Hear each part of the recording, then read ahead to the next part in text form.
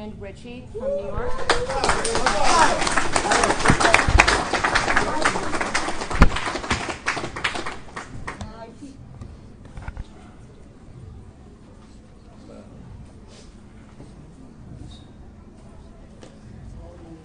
What the heck is this?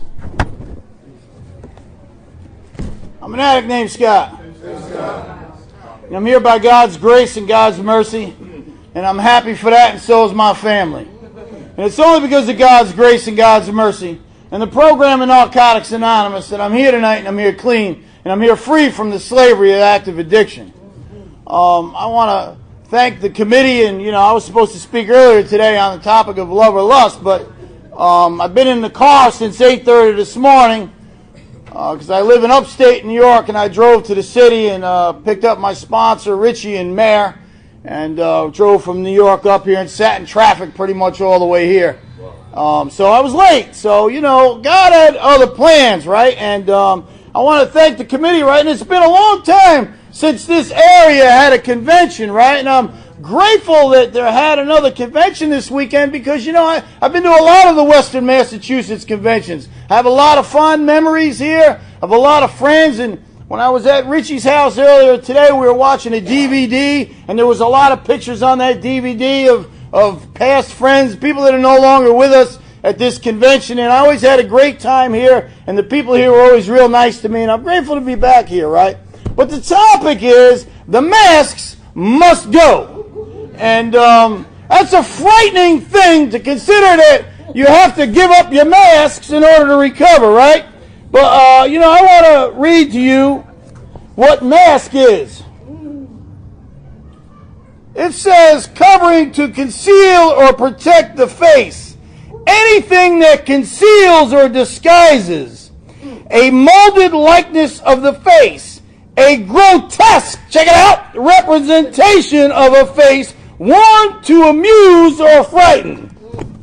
Now, I know a lot of people that want to share to amuse people. Right? Now, you got to make a decision in Narcotics Anonymous. You're either going to share for freedom or share for effect. And I used to share for effect, but I learned I didn't get free till I started to share for freedom. And you only share for freedom when you get honest with what's really going on inside, right? And what's really took place in your life, and what's taken place in your life. I could sit and tell you about a yesteryear kind of a thing that happened when I was using, but that ain't doing me no good. I need to tell you what I'm into right now and what's going on right now, right? So when we think about the mask must go, we think about the fifth step, right? And it says, right, although we appeared attractive and confident on the outside, we are really hiding a shaky, insecure person on the inside. The masks have to go. We show our inventory as it's written, skipping nothing. We continue to approach this step with honesty and thoroughness until we finish. It is a great relief to get rid of all our secrets and to share the burden of our past, right? Now listen, if you don't deal with the past becomes your present. This is my experience.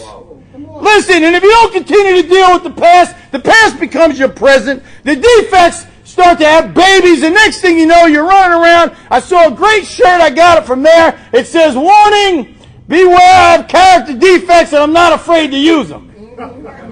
So I really, I thought of myself, but I got the shirt, gave it to Mayor, because, I ain't feeling that humble right now. So, I gave it to him. We'll let him deal with his defects, But really, listen, my defects have got me in a whole host of trouble, and the only time that my defects get me in trouble, when I don't remember to ask God to remove them. Because listen, you could do a fifth step and a sixth step, but there's nothing gets removed unless you ask God to remove it. And the only time I ever asked God to remove anything was when it was causing me an extreme amount of pain. And listen, I need to get into a place that I have no other option to call on God. Now, I don't know why that is. But, that's just what it is for me. I'm not the guy that says, please, God, I wake up in the morning, please, God, don't let me act out on any defects. Please, God, remove my shortcomings. I don't do that until my butt is on fire. So, listen. What I'm dealing with right now, right, I got to go a couple of places. The first place I got to talk about my relationship with my father. I have a father, right? He's still alive, and I worked with him for my whole life, pretty much, right? I spent my entire life trying to please this man. Right? I don't know if you understand. My father, my grandfather passed away when my father was 12 years old. So I really, as a young man growing up as an adolescent, he never had a father, right? So he is ill-equipped to be a father to me, and our whole relationship was based around a working type of a relationship. And my father's really kind of like a verbally abusive kind of a man. If he stood next to me, he's huge in stature compared to me. And when I was a kid growing up, right, I was always frightened of him. I didn't really respect him. I was afraid of him. Because living in my household was like walking around on eggshells. You never knew. He only exhibited two things he would exhibit. Anger and rage. That was it. There was never no affection. There was never no I'm proud of you. There was never you did a good job. I never got any of that. And I'm not knocking my father, so don't get it twisted. But I needed to set it up for you so you can understand what I'm talking about. So listen, my whole life, because he never told me he was proud of me. He never told me that he accepted me. He never told me. I spent a lifetime trying to convince him and show him outwardly of how good I was and to be recognized by him, right? And listen, when you love somebody, it's called loving you and losing me, right? So I spent a lifetime loving him and losing me. In March, I was on vacation with my family in Florida. We were getting ready to go on a cruise, and he called me on the telephone, and we worked in the paving business for many years, and I had one of the trucks at my house that I was using to do some work at his vacation house out in the Pocono Mountains, and I brought it to my house. I just brought it there because there was some stuff that I was going to burn, like there was some wooden stuff, and I burn at my house. I live out in the country. So, he called me up and started screaming at me, "Where's my truck?" I said, "It's at my house. What are you talking about?" And he's getting old now, and he's on a lot of medication because he's diabetic, he's overweight, he didn't take care of himself, and now he's dealing with the price that he had to pay for his own addiction, right? And I ain't talking about using, talking about he's eating himself to death, right? So he's on a lot of medication, he doesn't understand, and he forgets a lot of stuff. And I just said to him, I said, "You know what, I just made a decision that I'm not going to allow you to treat me any way you want to anymore. I've settled for this just because the sake of you're my father, but I'm not dealing with it no more. I can't work with you no more. That's it. I can't do this no more." I said, "I'm done." And I hung the phone up. Well, a whole lot of stuff came after that. I mean, a whole lot of stuff. And I love this man and would do anything for him. And I went away, and we were on the cruise, and there was an art auction, and my father's a big fight fan. And even though I'm angry and resentful, I still thought of him and bought him a signed autographed picture of Ken Norton and Muhammad Ali. I got it at an auction, me and my wife, and when we got home, I gave it to him, and I said, "I love you, you're still my father, but I just can't work for you no more." I've reached out to him several times since then, and he doesn't reach back. Because he's got resentments because I'm not working for him no more. So pretty much his business is defunct, and I took a huge risk. A huge risk because I was always comforted by the fact that this is an established business, and I always had a place to go to work and to make money, but now I'm stepping out on faith. Right? Because there comes a point in time when you got to just step out on faith. Right? Because listen, when the rubber meets the road, and we can all talk all kinds of, I thank God for this or that, but where's your faith at when it really counts? So listen, I had to call on God and go on the faith that He was going to take care of me no matter what. So listen, I started to use what was given to me, but listen, I still am feeling something inside of me is missing now. I've reached out to him several times, and I had to do an inventory to myself, because as you get going along in recovery, listen, I'm constantly examining myself, and I found out that my relationship and my value to him is based on how much money I can make him. But my value is far greater than that, how much money I could make you. So what I was really engaged in was another form of slavery. Yeah, I was getting paid, but still it was slavery because I was spending years serving the wrong master. You could run around Narcotics Anonymous thinking all kinds of hip, slick, cool, Gucci stuff, but really, who are you really serving? I was serving the wrong master. And as a result of that, I spent all those years incarcerated in my own skin when I really wanted to speak out and feel and say what it was I was really feeling inside. But I took the abuse. Took it anyway. All for the sake that, you know what, I thought one day the business will be mine. And in the end, guess what I got? I got nothing. But check it out, you know what I do got? Listen, they told me as long as your clean time's intact and your membership in Narcotics Anonymous, you got just enough to start over again. So God, listen, when you rely on God, God sets everything up for us perfectly. He already put the pieces in place for me. He put the people in place, and I was talking to a friend of mine. He says, you're not starting with nothing. You got a lot of stuff around you. You still got all your contacts, right? Take what money you have. He said, go buy a truck. He said, we can use my paver and roller, and we'll split the work until we make enough money to get your own stuff. So that's what I've been doing. Listen, God always takes care of us. The only thing that gets in the way of me and God is me. It's not what God does to me. It's my lack of my faith and my relationship and prayer with the God of my understanding.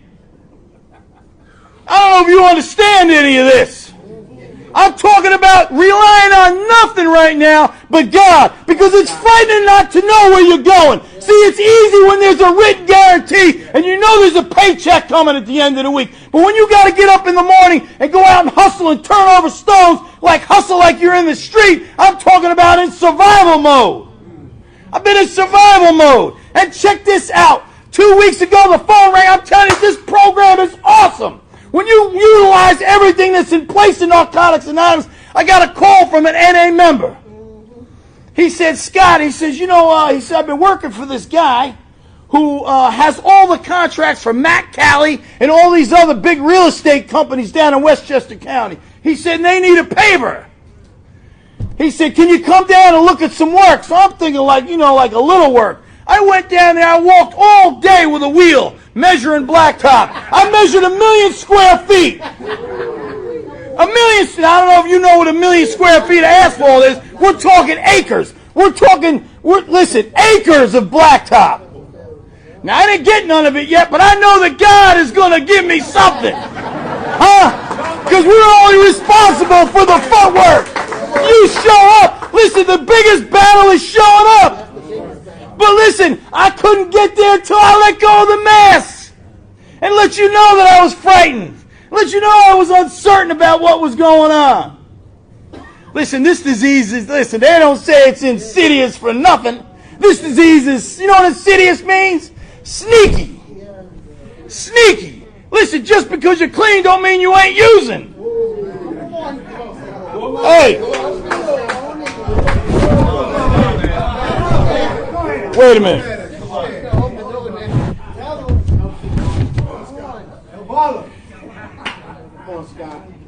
For those of you running around saying no relationships for the first year. No, I ain't read it nowhere. That's something out of a treatment center. Stop saying that stuff.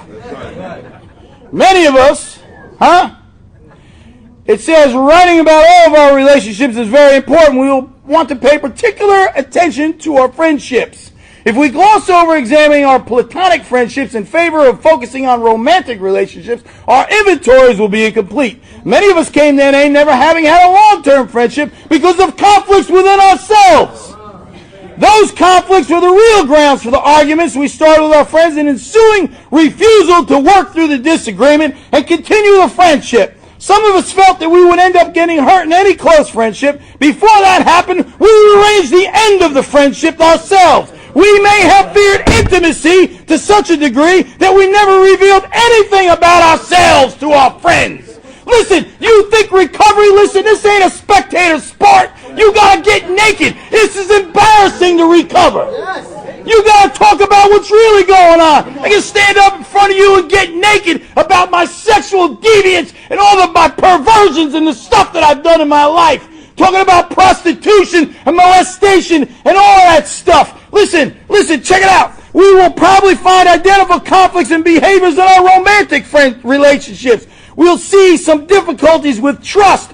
refusal to be vulnerable, this built-in defense mechanism that we have about us. This is Narcotics Anonymous literature. This is not, listen, they ain't mentioning drugs now. It says we will see the same difficulty with trust, refusal to be vulnerable, and perhaps a lifelong pattern of inability to make commitments. Whoa. I'm a married guy, 20 years married, right? As we write, we'll most likely see fear of intimacy in each relationship or discover that we've never understood the difference between intimacy and sex. Whether we ran from close relationships because of fear or because we have been hurt over and over again, we search out the common threads that appear in all of our relationships. You want to know what the common theme in all my intimate relationships with women was? Check it out. If I make you come, you won't go. I'm a guy that came to Narcotics Anonymous suffering from small penis insecurity. Based on David Benitez in the 9th grade in the showers. David Benitez was like this. I looked at me. I looked at David Benitez and I wasn't enough. So I was always afraid that when I got with you, that I wasn't going to be enough. This was a pattern in all my relationships. In my friendship with you, I wasn't going to be enough. In my relationship with my wife, I'm not going to be enough. In anything, I'm not going to be enough. It was never enough. I was never enough. I was never enough in the relationship with my father. I was never enough. Come on. I was never enough, even though you told me I was enough. I have this built-in thing inside me that tells me I'm not enough. We may find that our sexual beliefs and behavior may have caused problems in our relationships. My first sexual relationship was with a man and another man and his wife. I was a 14-year-old kid, and I was working at Working Papers. I was working for this guy. I trusted him. And they played this game one night, and they were giving me drinks. And they played this game. They called it Seance. And I didn't know what seance was. I said, what's seance? They said, if you make a pool shot, then you tell somebody else what to do sexually. They set me up. So I played seance, you know. I wanted to be accepted. I wasn't enough. I was embarrassed. I didn't know what to do as a kid. So, you know, listen, you don't know what it is when you're a kid and you're confused and all your friends are calling anybody that engages in any type of homosexual sexual relationship as faggots and homos. And you got a man rubbing your private parts and you don't know what to do because you're a kid and you're afraid to run. And you just stay and take it because you know what? It's some type of intention that you're not getting from your father, but he's giving it to you. Even if it's crazy, sick, twisted attention, at least it's something. So, well, my first sexual experience was a seance. Wasn't real intimate. You know, they set me up with the dude's wife at first. They eased me into it. Caused problems in my relationships. Ladies, if there's problems in your relationship with your man, you better tell him to go visit his sponsor and do a 4th and a 5th step. Listen, I ran around after that because I got confused about my sexuality. I didn't know if I was bi, gay, straight. You know, then when the internet age came, and I started to look at all kinds of bizarre stuff on the computer. And the more I looked, the more bizarre it became. And I carried this bizarre behavior into my relationship with my wife. When she didn't respond to it, I told her check it out, I use spiritual manipulation.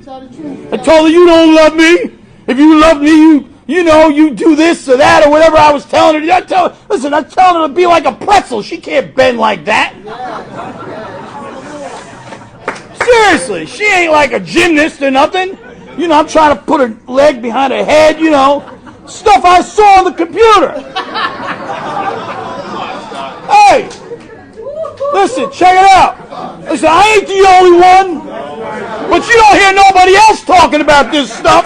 Because listen, check it out. You're probably sitting here in toxic shame. You know what toxic shame is? Listen, you got shame, and then there's toxic shame. Toxic shame's a whole nother level of shame. That's the dirty, grimy stuff that you think you can only share with your sponsor. But check it out, we share our experience, strength, and hope with each other. If you ain't sharing your experience, all you're doing is getting in the way of God's plan for you, because you had the experience not for you anyway, but for somebody else. So I didn't come here to free me up, I came to free you up. You who's sitting here in silent frustration. You want to tell the truth on yourself. You want to talk about your homosexual experiences, but you're afraid you're going to be judged. And if you got people around you that are judging and you think you're going to be judged, find some new friends. Find some ones that ain't going to judge you so you can get free. It's a risky business getting free. It's embarrassing to talk about this stuff. I'm not embarrassed no more. I've done the work. Listen, but I got to talk about it because it affected my marriage so much. So as she would do what I wanted her to do, we started to draw apart because I wasn't doing the things that appealed to her. I wasn't attractive to her. I don't know. I don't think I could get my ankle around the back of my neck. I don't think it feels too good. I don't know. I'm just saying. But I wondered why she didn't want me. You know, because after a while, you know what happened? I would have sex with her. Soon as I was done, she wasn't even done, because it wasn't about, check it out, pleasing her. It was about pleasing me and pleasing my disease. Drop a dirty T-shirt on her and go to the kitchen and go get myself something to drink and not even bring her nothing back. I'm talking about the total self-obsession. Talking about I love this woman, but I'm treating her like a dog. And then as a result of treating her like a dog, we grew apart. And then we justify and rationalize the most outrageous behavior. And all of a sudden, as we grew apart, I met somebody who was just as much a freak as I am. In the rooms of Narcotics Anonymous. You know the deal. Hey, if you're sitting in the room, listen, what I'm looking at is a bunch of recovering freaks. Better get honest. So I know you did the same kind of, maybe not exactly the same, but I know from sharing my stuff with my sponsor, he told me similar experiences that happened to him. So I knew I wasn't alone. Gave me the green light that I was going to be okay. Listen, man, that's why I picked him to sponsor me. Because he never professed to be something he wasn't. Listen, if you're running around here acting like you're great all the time and everything's, you're like, this spiritual giant, and you don't give nothing up, the newcomer's afraid to come share with you. Because they're saying, what's wrong with me? I don't measure up to that. Listen, you know how many new people come to me and want to talk to me? Because I ain't afraid to expose myself. So listen, I'm in a relationship with my wife, and this happens, and I meet this other person, and I get into a relationship with her. So now I got two relationships. The one at home that's being neglected, and the new one that I'm kindling. And all my efforts going to the new one. And leaving my wife to granted. And my wife found out eventually, because when we have an affair, or we step outside the relationship, the woman knows. Right away. You know why? Because we leave them emotionally. And they feel us leaving them emotionally. Not that she knew, but she could tell. She could tell by my involvement with her. How could I love her when I was worshiping something else? So my wife sat home and suffered while I ran around with my self-obsession. Cheating and running around and thinking of living this fantasy. Told my sponsor about it. He told me, you're crazy. And I said, no, I'm not crazy. I love her. You don't understand. He said, no, I understand. You're crazy. And that woman you're with is crazy as you. And I said, no, she's not crazy. She's real loving. You just don't know her. I'm trying to convince myself, if you don't listen to the help, listen, why ask for help if you don't want to listen to it? Why get a sponsor if you're not willing to listen to what he's going to tell you to do? I didn't listen, so I paid the price. I could have got out before the price became too steep. But what I told you, I do not ask God to change nothing until I've taken a severe beating. So I had to take a severe beating. My whole family took a severe beating. My two boys, their schoolwork suffered. They were angry with me. How could I do this to their mother? They knew about it. Everybody knew, but I thought nobody knew. Right, Lester? Everybody knew, and I was running around saying I ain't doing nothing. Because once you start acting out on the disease, the first spiritual principle to leave is honesty. We start lying about everything to cover our tracks and our schemes and our plans and our manipulations. Listen, ladies, you may be sitting here with your man and his slide-off might be across the room. But you want to know the difference between you and the slide-off? The slide-off knows everything about you, but you know nothing about the slide-off. Trust me. The girl I was with knew everything about my wife. Everything. Knew when she went to work, when she came home from work. Knew everything. Knew her cell phone number. Knew everything. It's okay, man. Listen, relax. Help is on the way. Don't leave.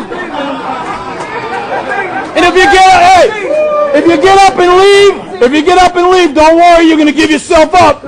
You might as well just sit and take it. But this program,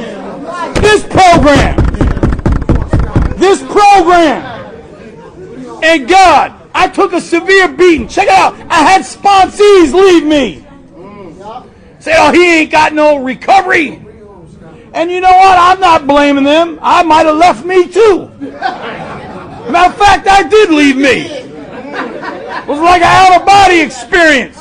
But when you get caught up in an obsession, you don't know the difference between love and an obsession. Listen, if you wake up in the morning, the first thing you think about is her, and all day long, the only thing you're thinking about is her, that's not love, that's obsession. And when you're in obsession, you're confused. There's no clarity on nothing when I'm in an obsession. Had no clarity. I drove my dump truck through the blacktop plant with the body up in the air on the phone because I was in obsession and tore all the electric wires down. Shut the whole place down. Telling you, the unmanageability reappeared. Cost me a lot of money to have them wires put back up. The high cost of low living. So eventually my wife found out. But God knew what he was doing when he gave me this woman. He knew what he was doing over 20 years ago when he put her in my life. He knew I was going to need somebody that had more spiritual fortitude than me. He knew that she would complement me. He knew that she would be the one who would help carry me through all my perversions and have enough patience to deal with me. He knew she was a godly woman. And she dealt with me. Some of you may say, you know, and people told her, you crazy, leave them. Leave him. And she said, I'm sticking with him because I see something in him that he don't see in himself. I know he's using. Because she told me that the behavior was the same as when I was with her and I relapsed and smoked crack again. But she had faith that God would bring me out of the despair and the confusion and the obsession. And God is so gracious. And he brought me out of the obsession because you can't see the trees until you come out of the forest. As long as you're in the forest, you can't see the trees. So I finally got enough separation from it where I could look back at it and see it for what it was. And see that it was just my obsession and my self-obsession. So I left the house. Listen, I'm going to tell you about how high the price was. When I left the house, I didn't leave my wife high and dry. She didn't do nothing to me. I paid the mortgage there. I paid the electric, the cable, the car insurance, everything, the gas bill, paid for everything. I didn't leave her high and dry. I said, honey, if it don't work out, I will take care of you until you can take care of yourself. So I was supporting my own family. I was supporting myself where I was living and supporting the girlfriend. No wonder why I was tired when this came to an end. It was like running. Remember smoking? There was no days off. It was like smoking. With no rest. I couldn't rest. I had to keep working. Had to hustle, find more work, make more money.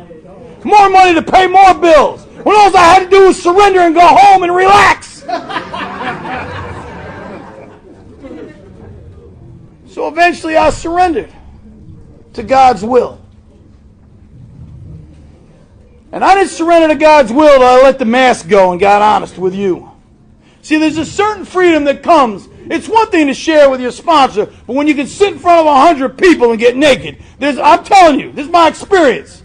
There's a certain freedom that comes from that. Some of you may be saying not everything is sharing material. Well, anything that affects your recovery is sharing material. I told you we share experience, strength, and hope. I know somebody in here right now is having an affair, right? And don't know how to get out of it, and don't know what to do. Listen, I'm going to tell you, you got to pray. Listen, the only thing that saved me was prayer. Listen, you know how many people were praying for me? And praying for my family. All my sponsor, all my sponsee brothers, right? All these people were praying for me and my family. The power of prayer is unbelievable.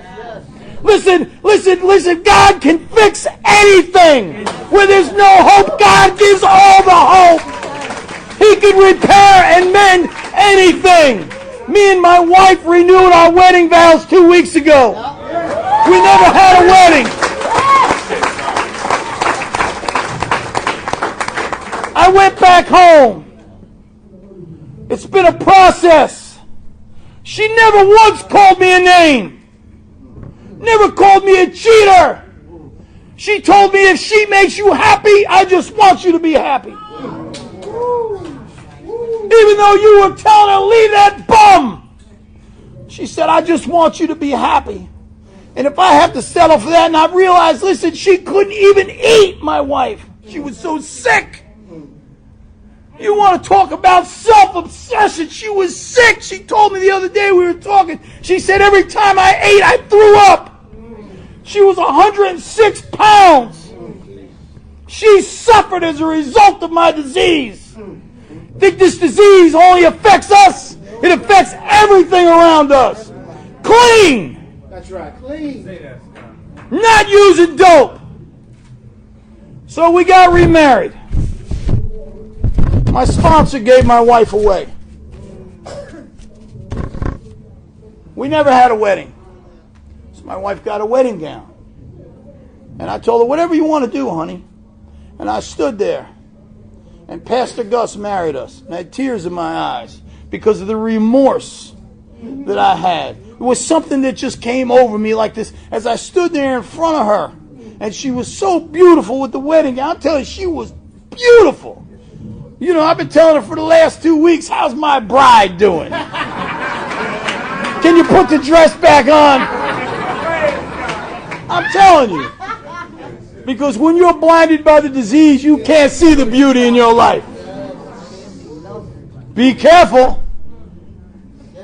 Clean time does not equal recovery. But there is hope that you can get to the other side. Relationships have become disposable. First sign of trouble, what do? We cut and run, right? But we will stick it out with a sponsee to the end. But the minute your lady or your man does something you don't agree with, you're ready to pack it in. God don't want that. If you work through the disagreement, the relationship becomes stronger. Remember, I told you she wouldn't twist up like a pretzel. Well, check it out. The other day I came home, I was tired, right? We were talking about this outside, me and Wendell. Wendell's a married guy too, and I went to bed. I was tired. I get up at 4 in the morning to go to work the next day. I went to bed. I laid down, put the TV on for a minute, watched the Weather Channel. I shut it off, and she jumped out of the bushes on me out of the bathroom naked. And jumped on top of me and started kissing me. And I said, where'd this come from? Where'd this come from? I'm going to tell you where it came from. Because I'm paying attention to her needs now. I'm no longer caught up in the self-obsession no more. A lot of people say self-centeredness is at the core of our disease. That ain't what the literature says. Literature says self-obsession is at the core of our disease. My focus has become my relationship with God and my relationship with my family. And as a result of that, I'm reaping the benefits. My kids are more relaxed. Listen, I got home the other day from work. Listen, I got a great place to live. I am abundantly blessed. Those of you who have been to my house know. I came home, I sat on the deck by my pool and I got one of them chairs that leans back like this, right? But I was living in a place, I called it the bug trailer. Listen, I got a house that's like MTV Crib type house. You know, oak cabinets, granite countertops, oak floors, you know, I got a bathroom in the bedroom, right? Listen, I set up the bedroom because I'm such a damn pervert. What I did was, I got a neo-angle jacuzzi tub, right? I put that in one corner, and then I put a neo-angle shower in the other corner with glass doors so I could sit in the tub and watch my wife take a shower. So I figured if she wasn't sleeping with me, at least I could masturbate to her washing herself or something, right? So listen, I got that, but I made it, listen, I'm telling you how sick I am. I made a decision to live in the bug trailer. By myself in the bug trailer. I called it the bug trailer because the exterminator had to come kill the ants every week. Stay in there because Z said that's what you deserve, the bug trailer. Stay in the bug trailer. Listen, I'm back to the MTV Cribs and I'm relaxed. And I feel good. Matter of fact, I feel great. My wife's upstate on up at our camp this weekend, so when I get home tonight, she's not going to be there. I'm a little disappointed at that because I was going to jump out of the bushes on her. But she's not. But anyway, listen, I want to thank all of you for coming in, and my sponsor's going to share now, and what I didn't touch on, I'm sure he's going to. Thank you.